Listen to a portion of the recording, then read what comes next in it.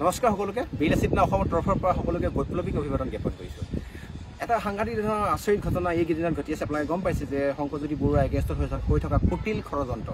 এই ষড়যন্ত্ৰৰ মূল নায়ক কোন ইতিমধ্যে ৰাইজে গম পাইছে। আৰু এই চেপাত পৰি পেলাই তাৰে SP হওক বা তাৰে DC হওক বা তাৰে আনুষংগিক নেতা পালি নেতাবিলাক সেই বিষয়ৰ লগত মানে ইন্ধন যোগাই থকা প্ৰত্যেকজন ব্যক্তি ইতিমধ্যে ৰাইজৰ ৰুখত পৰিবলৈ গৈ আছে। আৰু ইয়াৰ পৰা আমি এটা কথা ক'ব বিচাৰিছোঁ যে তনু চাহী এগেইনষ্টত অসমৰ বিভিন্ন প্ৰান্তত AJYCP হওক বা বিভিন্ন দল সংগঠনে ইতিমধ্যে এজাহাৰ দাখিল কৰিছে।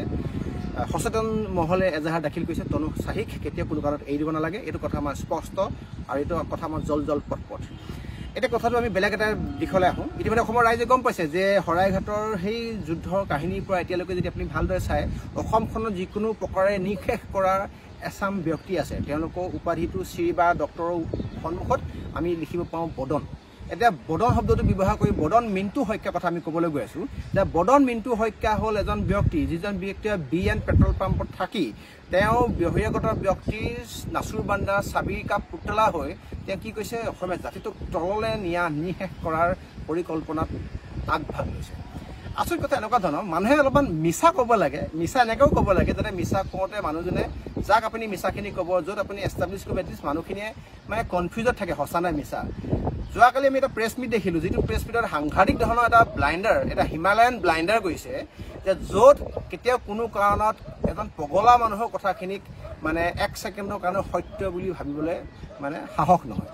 আমি দেখিছোঁ এটা BN সিং পেট্ৰল পাম্পৰ 3জন কৰ্মচাৰী, তাৰ মাজতে সোমাই আছে 9 ৰূপী বদন, অসমৰ বদন মিণ্টু শইকীয়া। তেখেতে প্ৰেছ মিট সম্বোধন কৰিছে আৰু তাত কৈছে যে বিলাসিতা অসমে বিগত দিনত মানে মে' মাহত নহয় এপ্ৰিল মাহত এখন কাগজ দি থৈ গৈছে য'ত 7 কোটি টকা ডিমাণ্ডৰ কথা কৈছে। ৰাইজক মই এটা কথা অৱগত কৰিব বিচাৰিছোঁ, যিসকল ৰাইজে মন কৈছে দেখিছে, গুৱাহাটীৰ পৰা আপুনি যদি শিৱসাগৰ বা দুলীয়াজান ডিব্ৰুগড় অভিমুখে যায়, যোৰহাটৰ মেলেং মেটেলি যিখন নতুনকৈ ব্ৰিজ হৈছে, অভাৰব্ৰিজখনৰ ওচৰতে পেট্ৰল পাম্পটোৰ সন্মুখে আমাৰ এভাগ খুব আমাৰ স্বাভিমান শৌৰ্যবীৰ্যৰ প্ৰতীক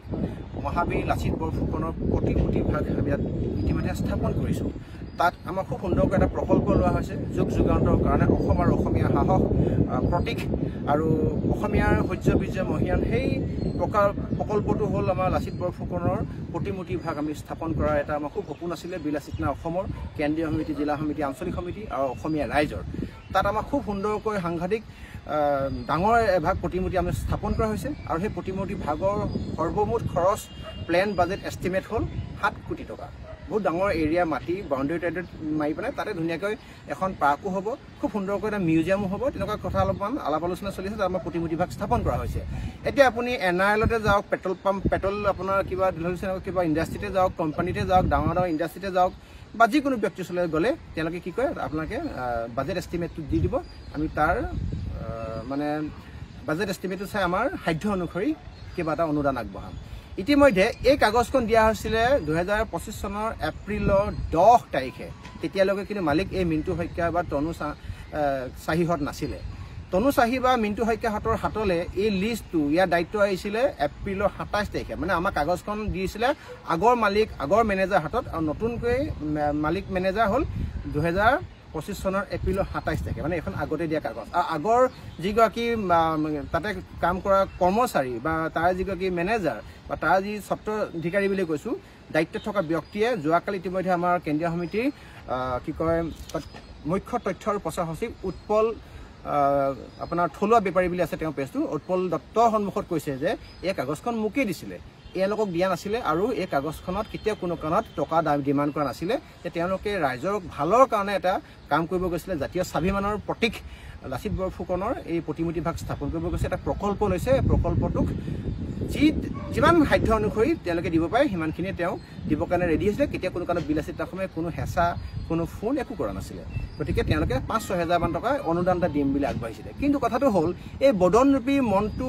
মিণ্টু শইকীয়া মাথাত সেইখিনি কাণ্ডজ্ঞান থাকিব লাগিছিলে যে মিছাটো কেনেকৈ ক'ব লাগে বা মিছাটো কেনেকৈ এষ্টাব্লিছ কৰিব লাগে, সেইটোতো জানিব লাগিছিলে। আমিও কেতিয়াবা কিবা কাৰণত ঘৰৰ মা দেউতাক সৰু থাকোঁতে, বাচ্চা থাকোঁতে আমি কিবা পাবৰ কাৰণে মানে ধেমালিতে মিছা এটা মাতি চাওঁ, মিছা মাতো বা এইটো লাগিব মা, এইটো লাগিব দেউতা। কিন্তু ইমান সাংঘাতিক এটা অভিযোগ দাখিল কৰিছে, যিটো অভিযোগ ইন ফ্ৰণ্ট অফ মিডিয়াছ, মিডিয়াত তাত থকা পাৰ্চনেলবিলাক মিডিয়া ব্যক্তিসকলৰ সাংবাদিকসকলো আচম্বিত হৈছে 7 কোটি টকা কেনেকৈ এইটো কথা সম্ভৱ হ'ব পাৰে আৰে 7 কোটি টকা বৰ্তমান সময়ত কোনো ইতিহাসতে নাই কোনোবা টেৰৰিষ্ট অৰ্গেনাইজেশ্যন আলফাই হওক NDFB হওক XYZ যিয়ে নহওক লাগিলে এতিয়ালৈকে কেতিয়াও কোনো কাৰণত আমি 7 কোটি টকা দাবী কৰা কোনো তেনেকুৱা আজিলৈকে মানে তেনেকুৱা ৰেকৰ্ডে শুনিবলৈ পোৱা নাই বিলাসিত না অসমতকৈ বহুত ডাঙৰ ডাঙৰ সংগঠন আছে আমি তেতিয়া কেতিয়াও কোনো কাৰণত ইমান এটা হিউজ এমাউণ্টৰ টকা পইচা বিচাৰি আমি কেতিয়াও কোনো ছাতে আমি শুনিবলৈ পোৱা নাই তেনে প্ৰেক্ষাপটত এই মিণ্টু শইকীয়া নামৰ দালালীজনে বদনৰূপী অসমীয়াজনে কি সাহসত বিলাসিত অসমৰ এগেইনষ্টত এটা এলিগেশ্যন আহিছে গতিকে কেন্দ্ৰীয় সমিতিৰ তৰফৰ পৰা আমাৰ ইতিমধ্যে ইয়াত নিৰ্দেশন আহিছে প্ৰত্যেকখন জিলা সমিতিয়ে প্ৰত্যেকখন থানাতে এই মিছা এলিগেশ্যন মিছা অপবাদৰ এগেইনষ্টত 7 কোটি টকা মানহানি কেছ যেতিয়া দিয়া হ'ব মিণ্টু শইকীয়া আমি এতিয়া চাব বিচাৰিছোঁ তেওঁ 7 কোটি টকাৰ মানহানি কেছ কেনেকৈ খেলে আৰু তেওঁক এই খেলটো এই ক্ষেত্ৰত কোনে সহায় কৰে মিণ্টু শইকীয়া আপোনাৰ যদি মগজত যদি বিকৃতি ঘটিছে তেতিয়াহ'লে আপুনি মানসিক চিকিৎসালয়ত আপুনি অলপমান চিকিৎসা কৰি লওক আপুনি যদি বিয়া পতা নাই তেতিয়াহ'লে বিয়া পাতিবলৈ যাওঁতে কিন্তু আপুনি লগত 4-5জনমান 10জনমান অকণমান ভাবিব পৰা চিন্তা কৰিব পৰা সচেতন মানুহ লৈ যাব নহ'লে আপুনি ভুলতে জীয়েক বুলি মাককে বিয়া পাতিব মানে এইটো মিনিমাম মানে কনচিয়াছ থাকিব লাগিছিলে 7 কোটি জেগাত যদি 7 লাখো গ'লেহেঁতেন তেতিয়া মই এটলিষ্ট বিশ্বাস কৰিলোঁ হ'ব পাৰে টকা মই চেণ্ট্ৰেলৰ চিফ ছেক্ৰেটাৰীক ফোন কৰিছোঁ উৎপল দাক ফোন কৰিছোঁ ৰাতি শৃংখলকো ফোন কৰিছোঁ আৰু এইটো কেনেকৈ সম্ভৱ হ'ব পাৰে গতিকে ইমান ঘোকাত এটা মিছা মাতিবলৈ যাওঁতে 10 বাৰ ভাবিব লাগে আপোনালোকে আমাক সেৱা প্ৰতিপন্ন কৰিবৰ কাৰণে ৰাইজৰ সন্মুখত আমাৰ মানদণ্ড নিম্ন কৰিবৰ কাৰণে কিমান চক্ৰান্ত নকৰে ৰাইজটো আমাৰ লগত আছে ৰাইজ যেতিয়া লগত থাকে কেতিয়াও কোনো কাৰণত এনেকুৱা কুটিল ষড়যন্ত্ৰত কেতিয়াও কোনো কাৰণত আমি বিপদত নপৰোঁ গতিকে ৰাইজক এটা কথা ক'ব বিচাৰিছোঁ যে মিণ্টু যিটো শইকীয়া নামৰ বদনে যিকোনো প্ৰকাৰতে অসমীয়া জাতিটোক ধ্বংস কৰা যি কুচক্ৰান্ত কৰিছে এই মহাপাপ সি এদিন ভুগিব লাগিব আৰু এটা কথা স্পষ্ট আৰু তোৰ যদি এই সত্যটো যদি ঠিক নহয় কিন্তু আমি কিন্তু কেতিয়াবা অনা অসমীয়া বুলি নহয় অসমীয়াকো কিন্তু গৰু বেজী টিকাত মাৰি পাইছোঁ গতিকে এই যদি বেজী যদি তোৰ টিকাত মাৰিবলগীয়া নহয় তই কিন্তু সাৱধান থাকিবি ইতিমধ্যে কেন্দ্ৰীয় সমিতিয়ে নিৰ্দেশনা দিছে আমি প্ৰত্যেকখন জিলা সমিতিয়ে এই